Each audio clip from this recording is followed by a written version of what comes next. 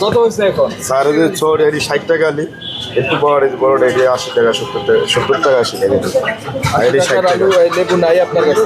এই যে এটি আজকের দর অনুযায়ী আর 80 টাকা এটি লেবু এটি নাই? 60 টাকা। সব 60 টাকা।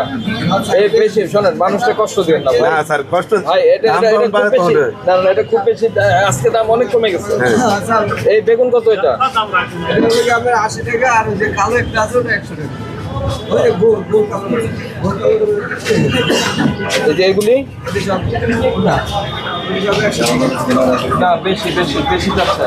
না স্যার এই শোনেন, আবার আমার কাছে এখন চাইলেন হলো 80 টাকা, আমরা চলে গেলে এটা আবার 120 হবে না তো? না না স্যার, এটা হলো ভুল ধারণা, আপনার দেখছেন দেখতে পারেন। সকাল থেকে এবার আপনার কথাই আসি, যদি ভুল ধারণা না হয়, ভুল ধারণা হয়, এটার থেকে বের করার দায়িত্ব আপনার। মূল্য তালিকা টানাই দিবেন, আমরা কোনো কথাই বলবো না আপনাদেরকে। আমরা দেখবো, ভোক্তা দেখবে, যদি এর থেকে কিছু কমে বিক্রি করতে পারবেন করবেন, এর চেয়ে বেশি করতে পারবেন না, তাহলে মূল্য তালিকা টানাই দেন, ঠিক আছে?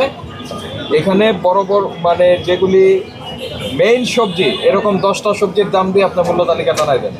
আর পেঁয়াজ কত বিক্রি করছেন?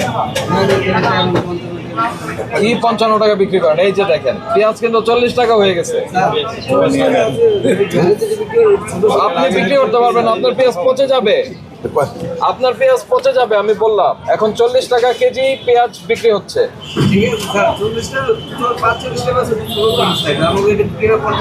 এত বেশি বড় না, আপনি 55 টাকা বিক্রি করতে পারবেন না, কমায় মূল্য তালিকা দিয়ে দেন, ঠিক আছে?